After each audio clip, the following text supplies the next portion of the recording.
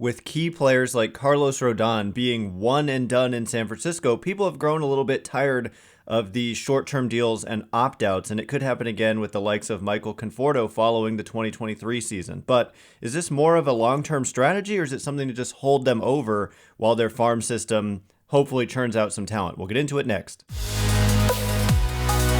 You are Locked On Giants, your daily San Francisco Giants podcast. Part of the Locked On Podcast Network, your team every day.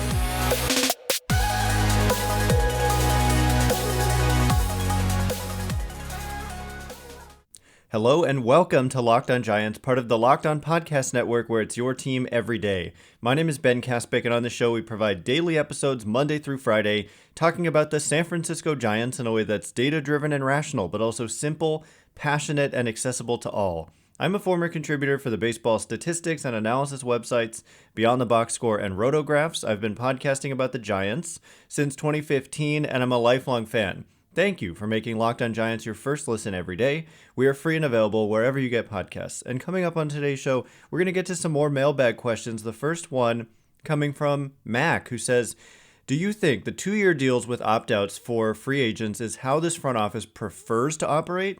Or is this just a temporary strategy until the farm starts producing at the big league level? Would like to see some players stick around for a while. And Mac, you're not alone. A lot of people have this complaint, and I address this question quite a bit and talk about it just kind of intermittently on the show. And for me, it is clearly kind of a stopgap type of plan. It is not necessarily how they prefer to operate. And what the issue that you're seeing is that these are some of the key players on each year's team. I mean, for a guy like Carlos Rodón, imagine if you already had like a star-studded team that was homegrown. Like, imagine if you've got a young Buster Posey and Tim Lincecum and Matt Cain and Madison Bumgarner, and you're able to add a guy like Rodón on this deal. It would be less of a big deal if and when he leaves in free agency because you've already got that core. And so I think they like this strategy because it allows them to get potentially impact players for it without having to take on the risk of a long-term deal, especially for pitchers who quite often have a tendency to break down and just fall apart in the midst of, after signing big contracts. I mean, Madison Bumgarner comes to mind, leaving, going to the Diamondbacks. It's been a disaster in Arizona. And Patrick Corbin comes to mind. Steven Strasburg has been a huge disaster in Washington. And so I don't think, you want to see players stick around for a while. I think there's two ways that happens. Number one is through the farm system, because as I've said a million times, and it's just the facts of the matter, that players who kind of debut in the major leagues are under team control for 6 years of service. And so if they stay in the league every day and don't get sent down at any point, you get at least 6 seasons, and often 7, because if you come up kind of midway through your first season, that doesn't count as a full year. And so you get 6 or 7 years out of a guy who never gets sent down to the minors once they debut with you. And, often they do get sent down a couple times. Like, think of Joey Bart, for example, Camilo Doval, for example, Logan Webb. I don't know that he was ever sent down. I think he probably was. But, these are the guys. And so imagine if you do start to get true impact talent like they've had in the past. Every team does this where you develop your own stars. And so that's just going to be one way to solve this problem. But then also think about the guys they've tried to sign, the exceptions to the rule, superstars, just in their prime, great players, no questions about it. I mean, turned out there was a question about Carlos Correa, but 13 years, $350 million for Carlos Correa. They're willing to give the big contract to the superstars. But for these guys, I mean, they also like these shorter, like a guy like Michael Conforto. He's not a superstar, but if he had entered free agency like 2 years ago, he would have been in line for a $100+ million contract. And so when you're able to get these guys, that's the thing. It's like Conforto, he's coming off a year in which he missed all of the season because of the shoulder surgery. So he's not going to get that contract right now. So they see it as a nice opportunity to get a good player who, has the upside of being really, really good, but also there's some risk. But they don't mind that risk because of the fact that it's short term. and, cheap, basically speaking. It's just like Carlos Rodón in that it's like, hey, we have a good shot here of getting really good production, and it's just a 2-year, $44 million deal with an opt-out. And so only 21.5 was guaranteed or something like that. So anyway, I think in free agency, you're going to see either like modest deals or huge deals, but probably not much in the middle class there, because they don't think the risk reward payoff is there. I don't think, in that there's a lot of, if it goes poorly, I don't know. I kind of tend to agree with that. Like these guys in the 80, $90 million range, go out and get the superstar or get the guys on the short-term deals. But it only stands out so much because right now these are like some of the key members of your team. But if you've got that homegrown base of talent, it's not going to bother people so much, I don't think. And it's a nice way to plug some holes. And it's worked out pretty well. I mean, getting what they got out of Rodón is nothing to complain about for 2023. You can complain if you want, but I mean, in reality, a lot of teams don't have that kind of success where they get, a free agent comes and they have that much success. It's at least a positive. There are negatives, but there's also huge positives in that they're getting great production out of these players. Like Kevin Gausman was great when he's been here. Plenty of teams go out and sign a guy for like 5 years, $90 million, and he has a 5 ERA over the span of that contract. Whereas you got 3 consecutive years of an ace going year to year, with Gausman year 1, Gausman year 2, and then Rodón year 3. You get ace, ace, ace. And that's not, that is something they deserve credit for as much as there are complaints with the strategy. So coming up in just a minute, we'll get to several more questions. That one took up a lot of time, but is there a chance Casey Schmitt, who's had an impressive spring thus far, is there a possibility that he can play really well and possibly take over the third base role on opening day if Villar struggles in spring? So we'll get into it in just a minute. But before we do, this episode is brought to you by Built Bar. Are you looking for a delicious treat, but you don't want all the fat and calories? You've got to try a Built Bar. By this point, people's New Year's resolutions are probably falling off, and I've got something to tell you. If your New Year's resolution is to eat healthier, you've got to try a Built Bar, because with Built, healthy is actually tasty. You do not have to sacrifice flavor at all. We're talking candy bar deliciousness and unbelievable flavors. And yet healthy macros, just 130 calories, just 4 grams of sugar, and a whopping 17 grams of protein. That is a lot in a typical bar. And now you don't have to wait around to get a box. If you go to Walmart, go to the pharmacy section, you can grab yourself a 4-bar box of cookies and cream, double chocolate, or coconut puffs. And if you're near Sam's Club, you can run in and grab a 13-bar box with hit flavors, brownie batter, and churro. You can thank me later. All right, as promised, we're going to get to more questions and answers. The next one coming from Brandon Crawford. Probably not the real Brandon Crawford, the one we all know, Brandon Crawford. But Brandon Crawford says, do you think Casey Schmitt can take over at third base in spring training if David Villar doesn't play well? And the answer is almost certainly no, because Casey Schmitt, he barely has any experience above the A-ball level. He played just not much in Double-A, and then they fast-tracked him to Triple-A, where he played in like 4 games at the end of the season. And so while, yesterday we talked about being impressed by Casey Schmitt, and he had another couple good at-bats yesterday as well, but I just don't think they want to rush him. And the thing is, they've got some contingency plans. So if David Villar really struggles, he is a guy who can be optioned, and so that's a possibility. But they also have others on the roster like J.D. Davis and Wilmer Flores who could potentially play third. And now you might be thinking, and I'm thinking, that defensively that's not really what you want. You really do want to have David Villar have that opportunity, although defensively I'm not sure exactly what you're going to get out of Villar. And we saw some good, we saw some bad last year. But J.D. Davis, they're said to be kind of working on some of the issues he's had defensively, something as subtle as like when he's coming in on a ground ball, his right foot kind of points away from first base, which caused him to take like an extra crow hop to get his momentum moving to first. And so they've kind of cleaned that up. And so he's been apparently doing better. But that's one of those things where, time will tell. But I don't think they're just going to rush Schmitt.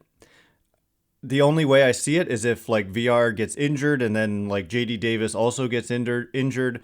I've also thought about, okay, if Brandon Crawford gets injured and maybe also Tyro Estrada, suddenly you're kind of looking for players to play in the middle infield, and maybe Schmitt maybe they believe he could play short to kind of fill in defensively for a Brandon Crawford. So all these scenarios I think are unlikely, and the most, like, of course, your question wasn't is it likely or not, it was is there a possibility.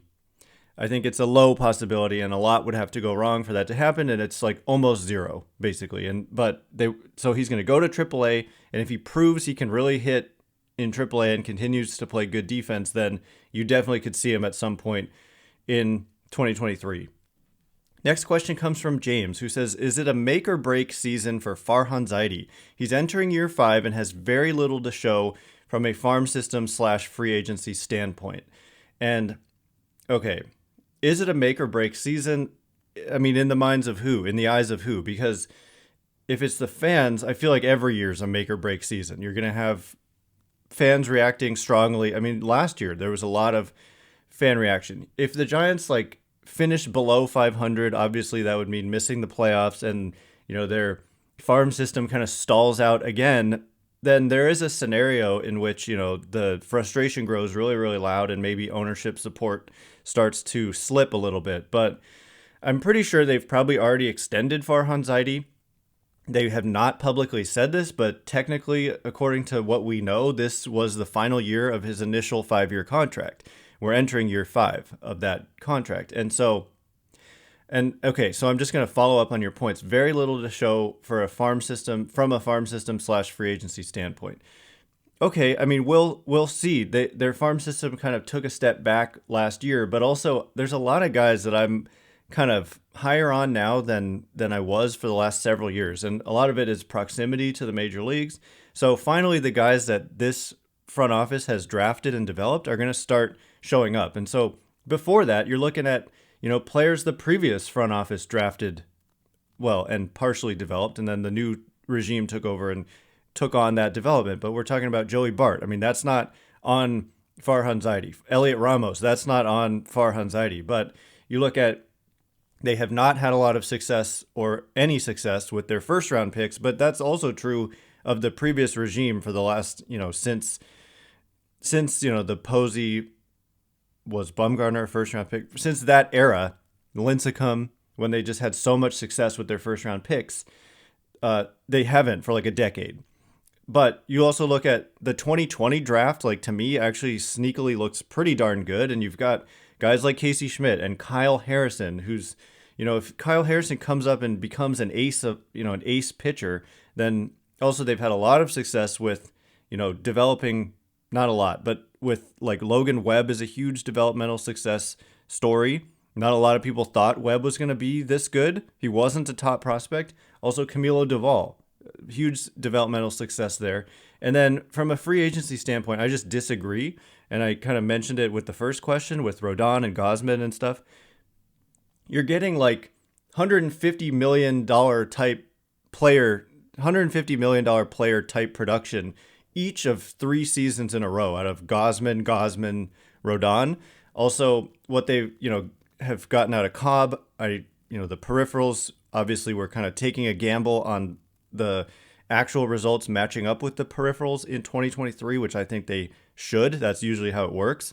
And, the success of a Anthony DeSclafani and an Alex Wood in year 1 obviously didn't go that way in year 2, but there's been a lot of success with their free agents. Wilmer Flores has been a kind of positive success story, and a guy they didn't sign for very much. Obviously, Tommy La Stella was not, so you're not going to hit on all of them, but Mike Yastrzemski was a success. LaMonte Wade Jr. in year 1 was a success. So Yastrzemski, it's like you don't have to be a star to be a good player, and Yastrzemski has become just a solid player. Jock Peterson was a good signing, and I don't know. Also, like the developmental stuff with the hitters, the fact that they hit so well in 2020 and 2021, I chalk that up to the coaching staff. But the coaching staff hired by the manager, Gabe Kapler, who was hired by Farhan Zaidi. And so there's a lot of positives. I think it's kind of hyperbole and also maybe missing some key points by saying basically there's nothing to show for 5 years.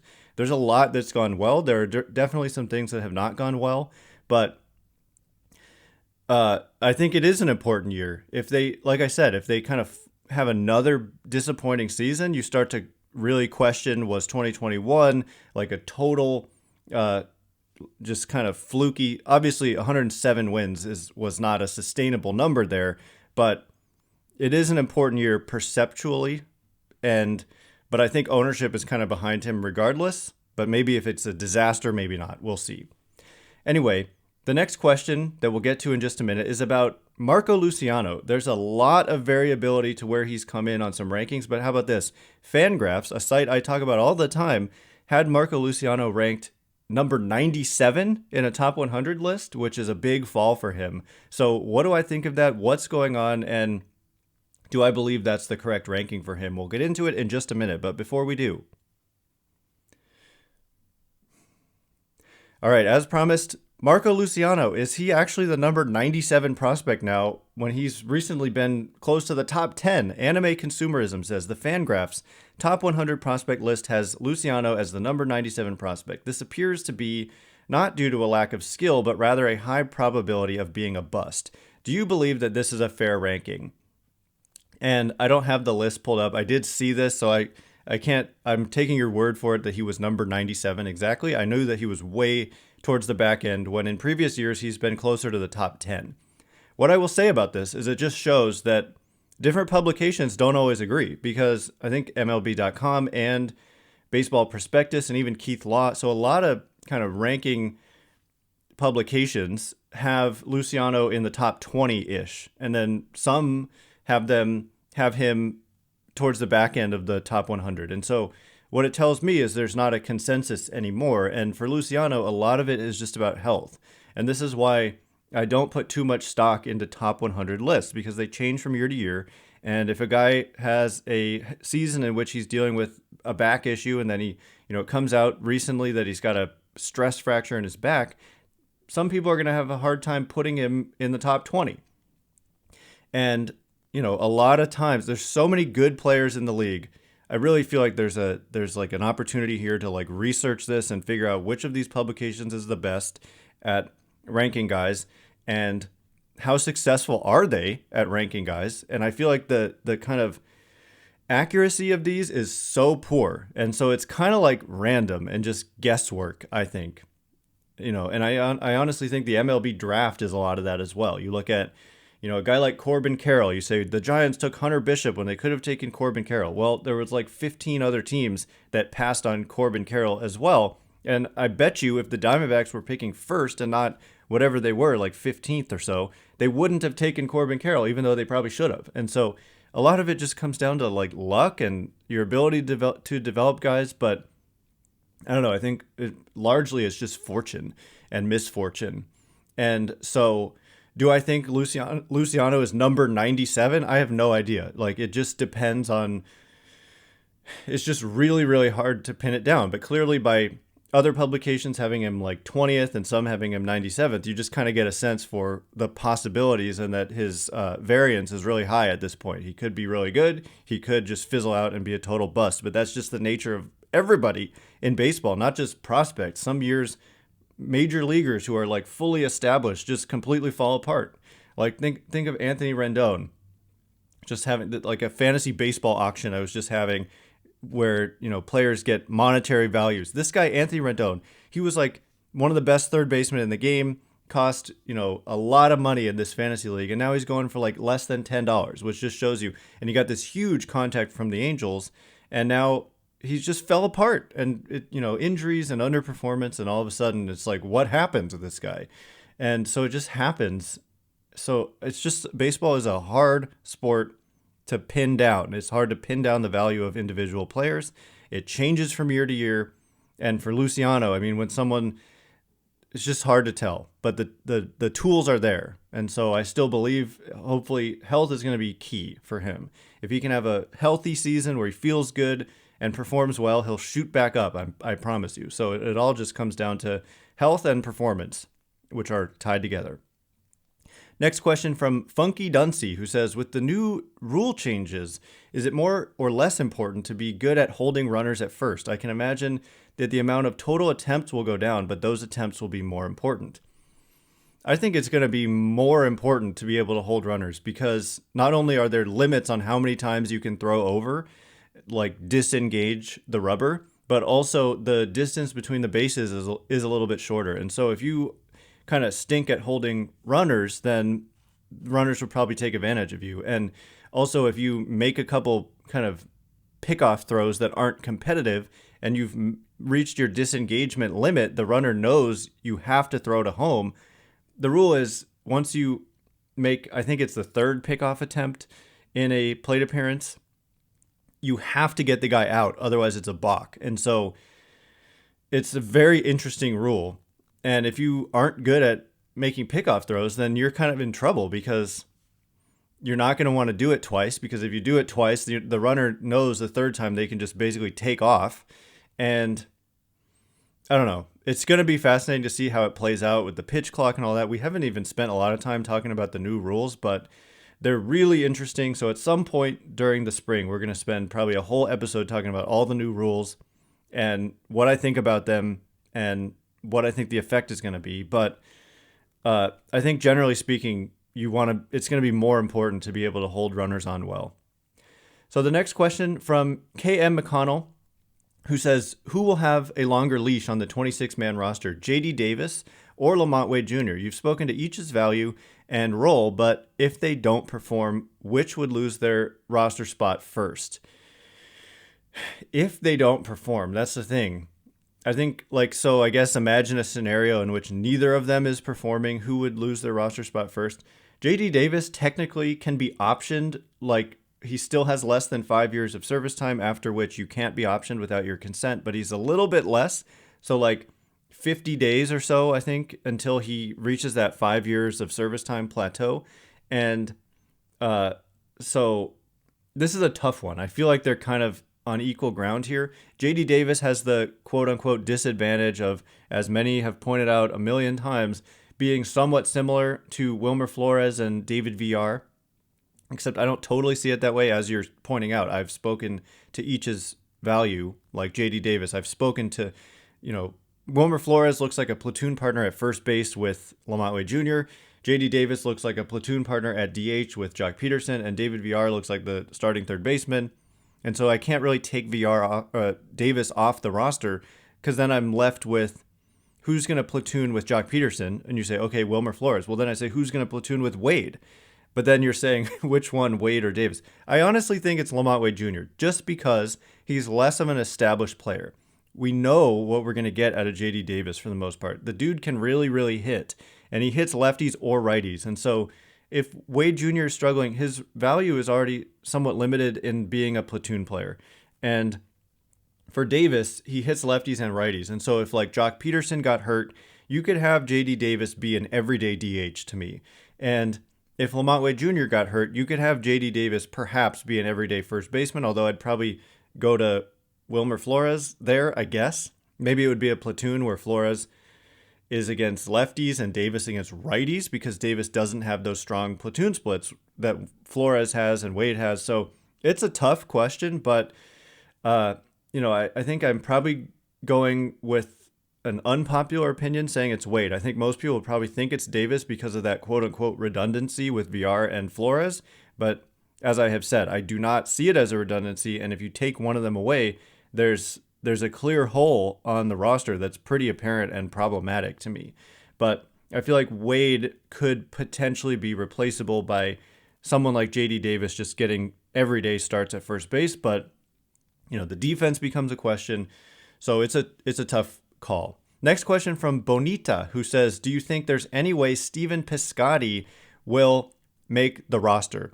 And for me, I view Piscotty as Austin Slater insurance. I think that the only way I see Piscotty making the opening day roster is through injury to somebody else who currently projects onto the roster. And I think the most obvious guy would be Austin Slater, because, if you look at Piscotty's, I mean, he plays the outfield. I don't think I've even mentioned that they signed him to a minor league deal, but, he was good with the Cardinals. He was traded to the A's. He was good in his first year with the A's.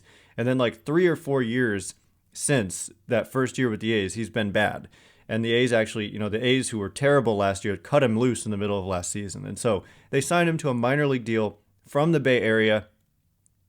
And I don't know. I mean, he's got a track record of being a good major league player. He's another example of a guy who just was good and then fell apart and became completely nothing, in a very quick time frame, which happens all the time in baseball. And yeah, so I don't see him, if you think about the outfield, you've got Conforto, you've got Haniger, you've got Yastrzemski, and you've got Slater. And then you've got guys like, Jock Peterson and Tyro Estrada and LaMonte Wade Jr., who are capable of playing the outfield if those four kind of go, one of those four or more go down.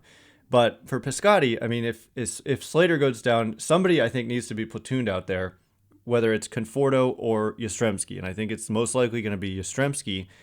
And so it wouldn't be great defensively, though, if you're not going to have Piscotty in center field. And so I don't know exactly what they would do. I think that's, in that case, you'd probably see Yastrzemski play every day, and then maybe Piscotty is platooning with Conforto. I don't know exactly. And so it's hard to see how Piscotty fits, but so I've heard him say he's happy to accept an assignment to the minors, and basically maybe maybe he's Haniger insurance, and maybe you platoon at that spot with Yastrzemski and Piscotty, and then Slater plays every day, providing defensive value. I don't know, but only in the event of an injury do I see Piscotty getting a shot on this roster. Anyway, that is all the time we have for today. Thanks again for making Locked On Giants your first listen. Now, for your second listen, check out Locked On Fantasy Baseball. Win your league by listening to Matt and Dom every day as they bring you the best fantasy draft strategies. Find Locked On Fantasy Baseball wherever you get your podcasts and on YouTube, part of the Locked On Podcast Network, where it's your team every day. Once again, my name is Ben Kaspick. Check me out on Twitter at Ben Kaspick, Kaspick. If you like this show, please consider rating it or leaving a review. Helps me out a lot. So thanks in advance, and thanks to everyone who's done so already. Also, please smash that subscribe button if you haven't already, if you're on YouTube. Thanks again for listening today. Can't wait to be with you again 3 more times this week. You are now Locked On Giants.